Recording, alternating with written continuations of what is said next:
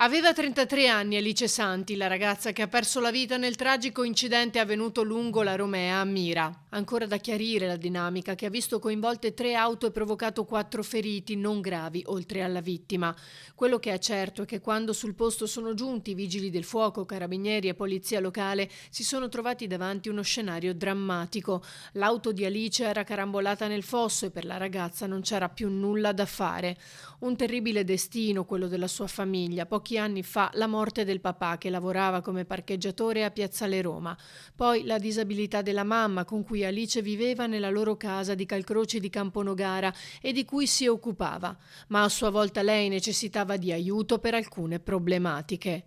Addolorato il sindaco che conosceva bene la famiglia. Abbiamo anche aiutato in passato, voglio dire, quello che potevamo fare abbiamo sempre fatto. Mi dispiace perché era già una situazione, diciamo così, precaria, un po' borderline, e adesso si va aggravando ulteriormente, quindi mi dispiace moltissimo, soprattutto per lei che era giovane, insomma, ma anche per la famiglia che conoscevo molto bene, anche il papà conoscevo, eravamo più o meno coetanei, capito? Quindi in paese poi ci si conosce tutti.